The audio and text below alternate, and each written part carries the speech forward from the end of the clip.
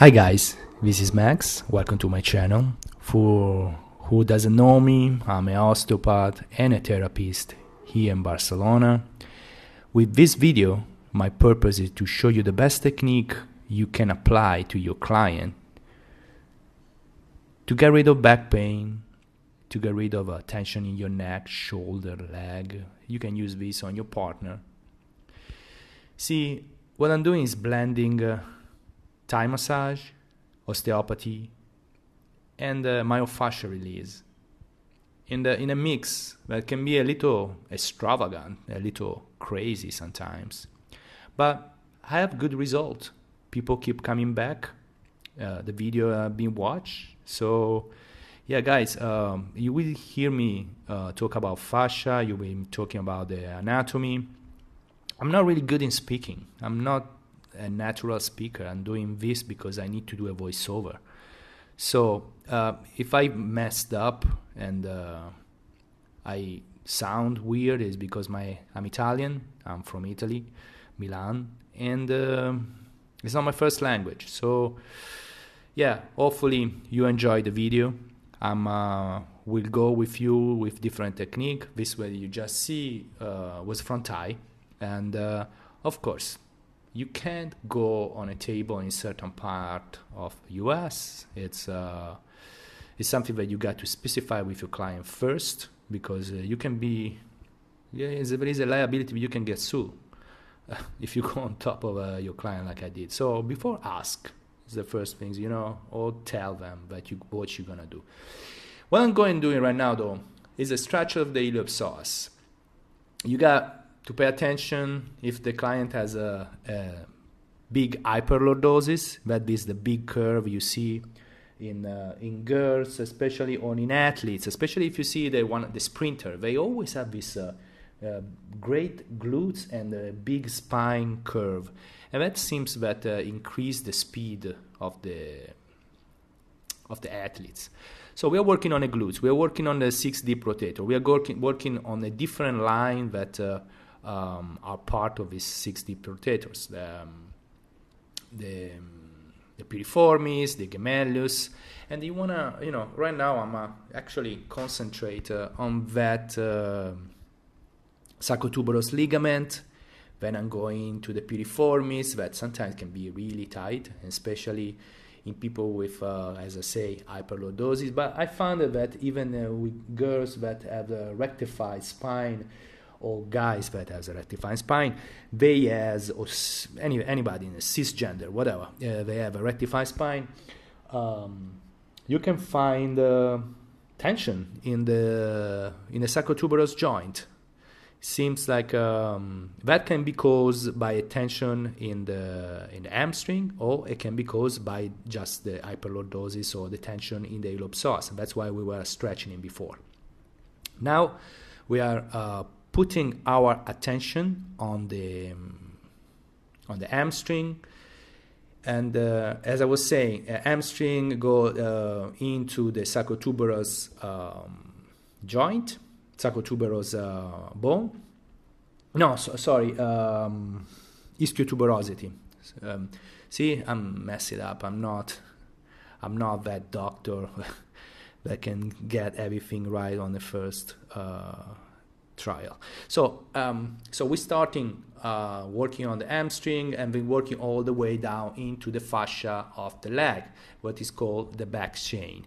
So let's talk a little bit about the back chain, and let's talk about a little bit about the fascia. The fascia is a complement, rich innervation, and the most important thing that you got to consider about the fascia is the continuity. It is an uninterrupted structure over the entire human body, and the ability to transmit loads is as much as 40% of the power generated by the muscle.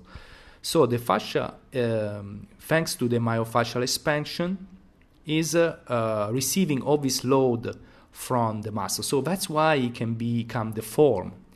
And fascia is able to change its tension depending on the active stimulus. And sometimes there is a overload and there is a damage, and that's why the physical therapist or the myofascial skeletal therapists can come and start breaking down the fascia and trying to recreate that breaking structure and kind of move it up. There are so many ideas about this. Is it possible to really move the fascia? Is the viscoelasticity capacity of the fascia to react to warm stimulus, like, you know, when you're rubbing, you create a warm stimulus, so you can, in a way, create a more, I'm getting too complicated. So somebody say that it's possible to move the fascia, some others say that it's not possible to move the fascia. So I believe, because it's my job, that the fascia is deformable and it's possible to break adhesion and recreate the freedom of movement in the range of motion that your body need to move. So I'm really a big proponent of myofascial work and mobilization. That's why I follow Andrea Ospina. He's a great physical therapist. He has great courses. And I believe in the concept of anatomy trains from Thomas Meyer. So after we have worked on the glutes, as you see, we are now concentrating on the traps. I will try to get as more on the video and try not to talk about other stuff. Sorry. And here we are working on the traps. And you know, if you want to get fancy, you can use your elbow. Watch out, can be really painful when you use the elbow and you move in the same time the joint. Here you see some fancy movement I'm doing with my elbow to entertain you. You don't necessarily have to do that. And here working on the rotator cuff, especially on the I always forget the name of that. That was was an internal rotator. Now we're doing a cow and cat and cow exercise. Why we're doing a cat and cow exercise? Because we need to work the fascia in extension and in flexion. So in this moment we are in flexion and now we are in extension. In the same time I work all the erectors, longissimus, the multifidus, that are actually rotators, but you know, I'm not a doctor so I can mess up. And I'm working on that thoracic, so I go from the lumbar to the thoracic, from the thoracic all the way to the lumbar. So the idea is with the movement of the client to move, create space in this little muscle, create space in between the joint. And then what we do? We work on the rotation, because the thoracic is mostly, thoracic work mostly with the rotation. You know, the lumbar more in extension, in flexion, the thoracic has more range of motion in the rotation.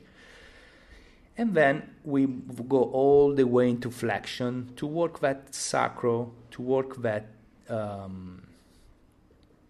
that muscle that are connected to the sacral. As you can see, I'm pressing all the way down. That feels really good. This is a yoga position. If you have problem in your shoulder in that position, you can just put your hands all the way up on the side. And yes, this is opening the SI joint, the sacroiliac joint. So you can even work on the glutes in this position if you want. I really like it actually. It's a way the client will love it, because if he's not there for a relaxing massage, he will say, oh, this guy know what he's doing. This guy make me move in different direction. This guy do something, you know. And the client sometimes just need that reassurance that you know how the body moves. And sometimes he doesn't do it himself. So it's helpful for her or him to realize that, oh, that movement hurts, oh, that movement make me feel good. So it's something that she or he can bring back home. So now we're working on a cervical in this position. It's actually all the faceta open, so you can really work on that muscle in a different way, you know. So it's a different angle that give you a different result. Now we are stretching a little bit. And here when I was asking the client to go in the cobra position, she didn't know where was it. And I think, here we are. See, in this position, you actually have more range of movement in the neck. So you ask the client to go all the way up. It's really good on working on a splenio and to work on the on a trap. Sometimes I forget names and I just black out. I don't know. It must be the age, even if I have already 2 coffee. And yes, I go on the trap all the way down, and then on the trap on the side. You know, trap on the side is where the money is. You know, this technique is where you feel you get the money for your buck. So you move the client in flexion extension of the muscle. And what's next? Oh yeah, we go on the sideline position.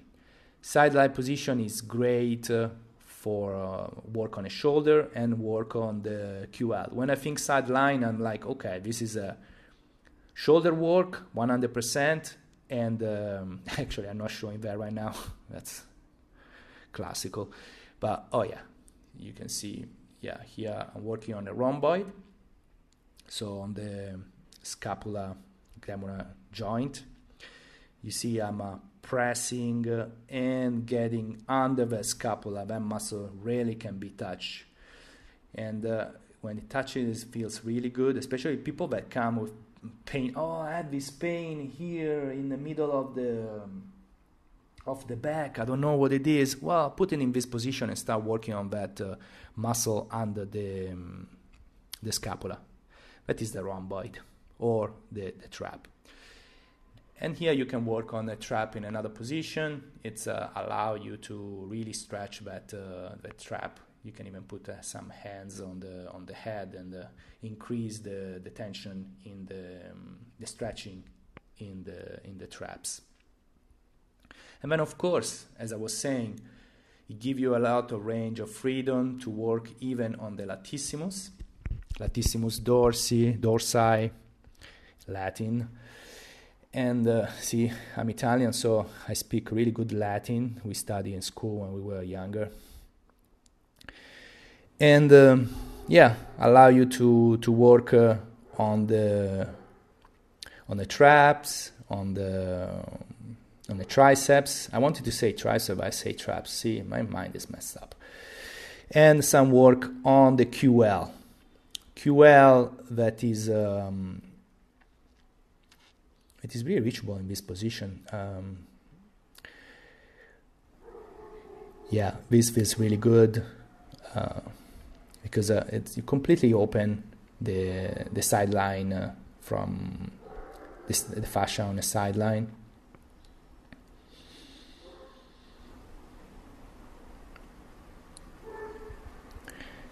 And that's the QL work I was referring to. So you can stretch out that leg so that you have a better opening of the QL.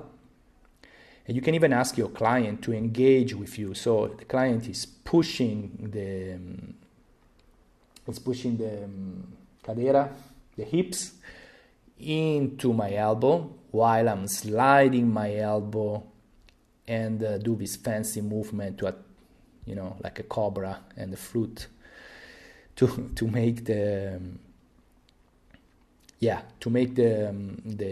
opening the QL. This is a technique that is really helpful with people that have back pain, for example.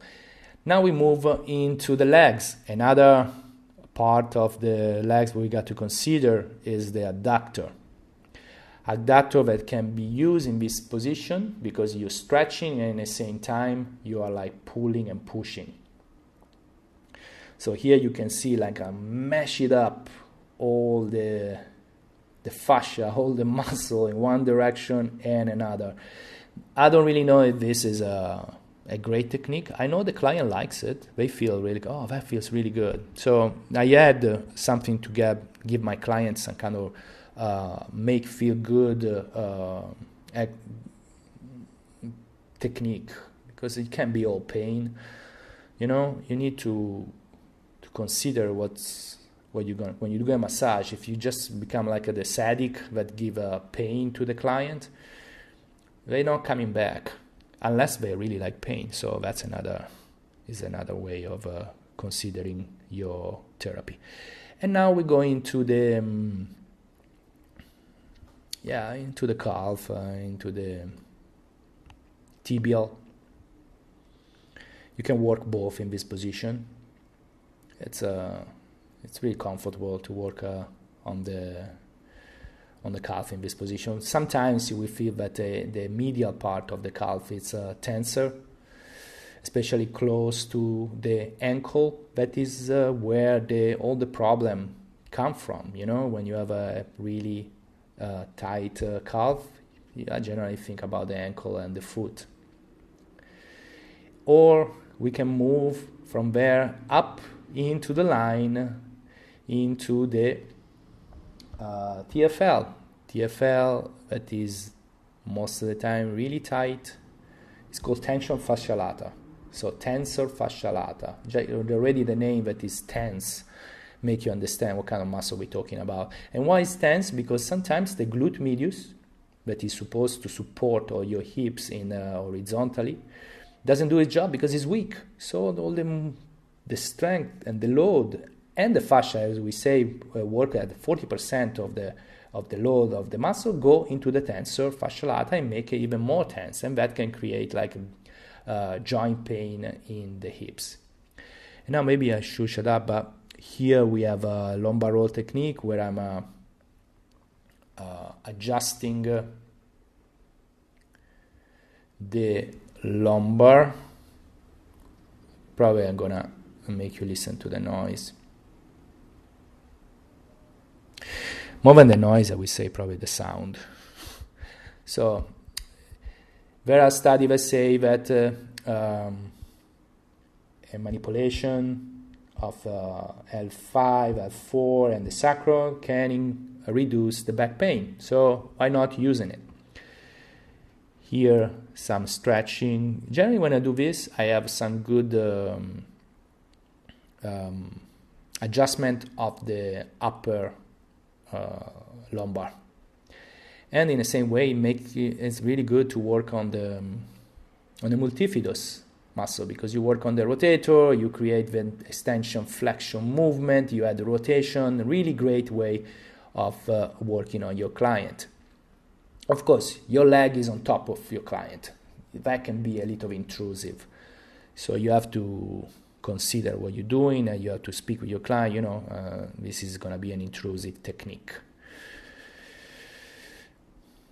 Yeah, here's some other rubbing. Yeah, especially there. That point feels really good.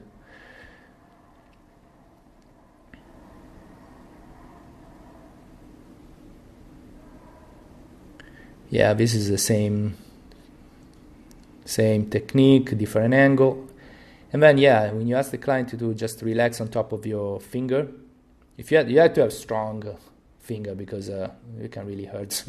It can really give you a pain in the finger for like a week if you have a weak finger. So before you do that, be sure to be pretty strong. And then some work on the QL. Yeah, I think this was probably too long to show. This is the same thing, guys. And here a variation of it. No, actually no. Yeah, okay. Finally, I change. So here is when I'm stretching the back. So it's can be Thai, can be, you know, I used to do this when I was a personal trainer as a finisher, when I was stretching my client. That feels really good, and it's actually stretching on the back of the client. And then you can do this pulling of the lumbar, and you can see here I'm pulling from the center of the spine all the way up. Yeah, it looks like you are playing with a doll or something. It's like a puppet. Yeah, the idea is that actually the client is reacting like a puppet, not tension, not anything. And then you start again the same process on the other side. So as you see, I always like the use of different mobilization. I think this is where the line of work should be here. I'm like a kind of a emotionally massager. So what does it mean? Sometimes people have a lot of tension in their sternum, and that way is like when you vibrate that way, sometimes some emotion come out. Sometimes it's laugh, sometimes it's like people start crying. So it's really interesting. I don't believe really in energy. I know you feel the energy from your client when you finish a massage or when you give him a massage. But yeah, some emotional energy can be stuck somewhere, if that's even scientific. And that was it's called dog technique. And now we go on the foot. Why? You can't forget about the foot. The foot is, and here you are playing the trumpet. It's like you're playing the foot like a trumpet. And this is it's a good image because it makes you understand the different layer of the foot and what you're working on. So you can work transversally, you can work longitudinally. You just want to open that foot. If you don't open the foot, you're going to have trouble to walk. You're going to have trouble if you walk a long time. And that's why all the force go from all the way up into your knee, into your hips. And now I'm peeling all that fascia back while I'm moving the toes in the opposite direction. Can you see that? Look at that. Look how peeling that. So you're peeling that foot back, and you're opening the fascia. You're opening the fascia, and then you give a nice massage. You know, you don't want to only create, and you can even add some rotation. You know, look how nice this movement is, really entertaining.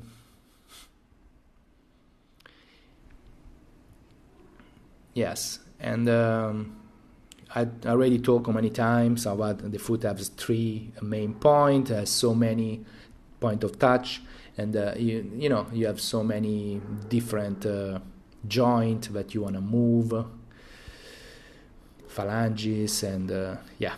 So, and now we have some more work on the base of the talus.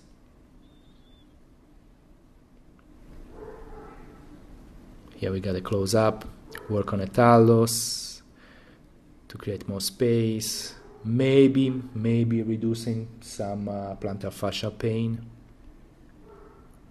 Here another angle of the opening, actually on the other foot. But by the way, I mean, if you're just a massage therapist and you do this because you won't just you earn your money with massages. This feels really good. It doesn't matter if it doesn't have to be exactly why. You don't have to know exactly why you're doing it. But giving a massage like this, even to your partner, that can be really, really great, especially after a long day. People have to be grateful for that. Look at that. So good.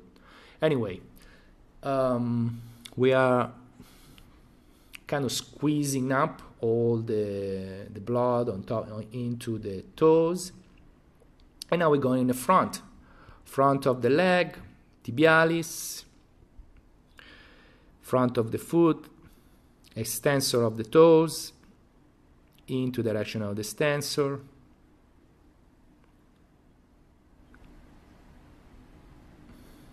Then you move internal, external, eversion, eversion. And now we will do some decapitation. Oh my God, when I say this word, I never know if I say it right. Pressing into the hips.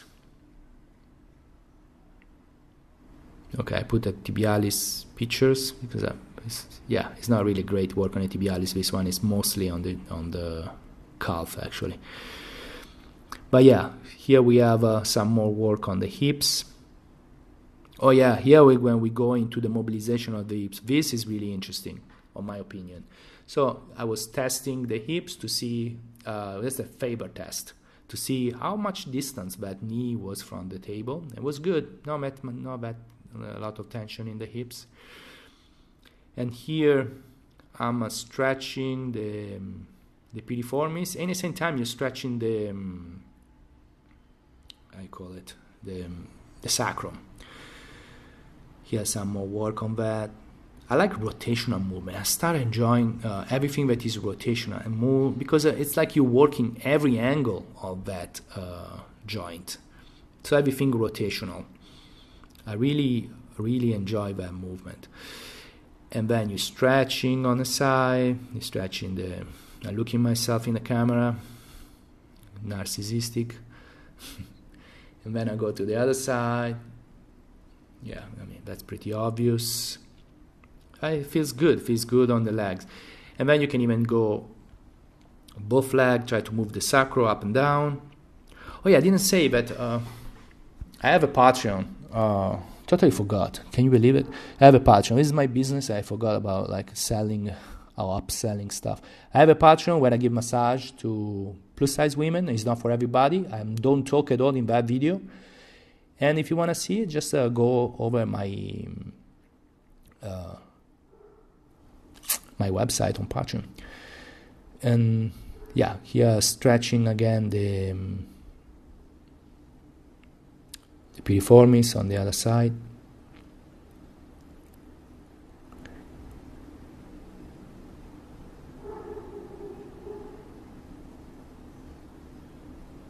One side and then the other side.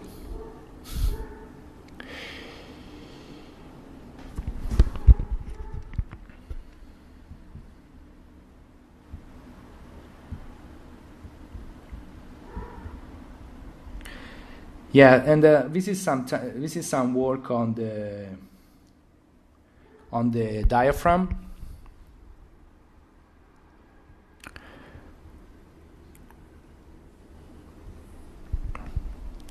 So here we go with some mobilization.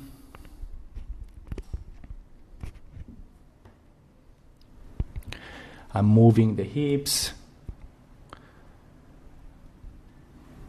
In one side, this is how I stretch the glutes. And here we go with some work from Thai massage. So I'm gonna move my client on top of my two knee, and I'm gonna give this lumbar sacral massage.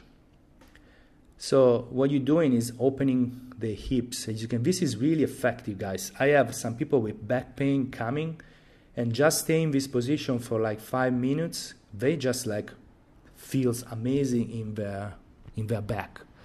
So, and you can even move it into the other. You can move it in this direction where you can even work on the QL. And create stretching work on the QL. This is it's a stretch the complete sideline fascia, sideline from Anatomy Train. Yeah, look how and you're gonna move in a elliptical movement.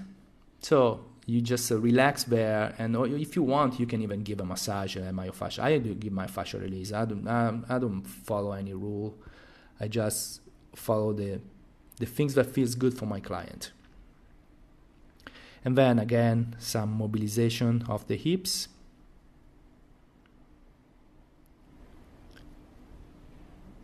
and some work on the adductor.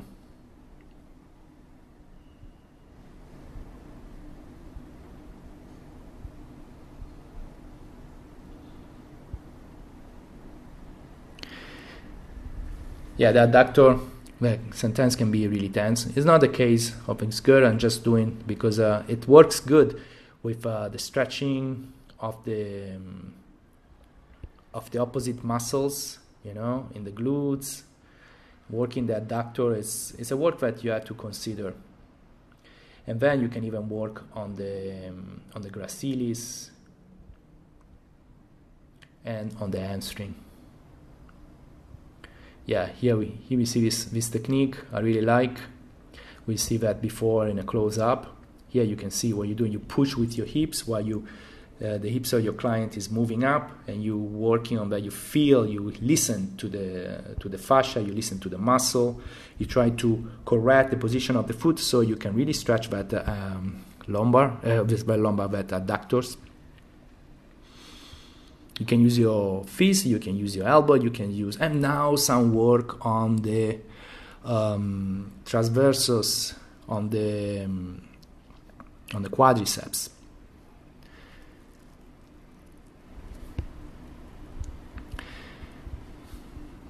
Quadriceps you got to really pay attention not to press too much, because you always pay attention to the eyes of the client. If they're like squinting or like become wrinkled over the sun, is because you are going too hard. And then you have some active release. Sometimes you can even ask the client to contract the muscle. Contract, and release. And then you go down slow. This is actually a really great work for patellofemoral pain. So what we add is some work close to the attachment on the knee, on the patella. As you can see, this fast fascia movement that help the flexion of the knee. Maybe you can pinpoint a trigger point or adhesion and try to break it. And then again, some work on the foot. I actually probably put this after the beginning of the editing. Why I'm putting this? Because I want to show you some perspective what you can do when you are in this position. So it's like playing a guitar, kind of. What you do, you can stretch the calf in this position. You can work in the same time on the. So it's like a honky-tonky man, but you're doing that on the calf. And then again, some more work on patellofemoral. And then some same work on the other side.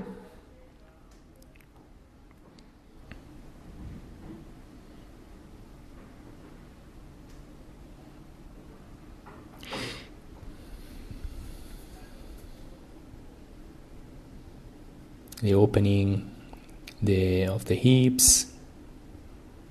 So now I'm going to show you some other way you can open the hips in a totally flexion position.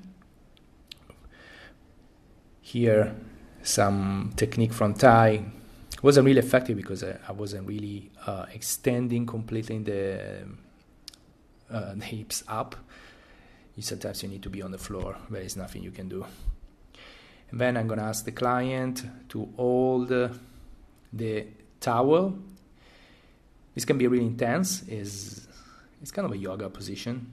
So you wrap around the towel around your back, and you start pushing up your client up while you're stretching all that lower back. Yeah, it feels can be tight on the thoracic. When you reach the thoracic, you can even pinpoint every little vertebra. So guys, and then I'm working on the inside, the pubis, the adductor, to release all that hip. So guys, if you want to subscribe and check out my deep tissue lovers on Patreon, and I'll see you soon. Thank you.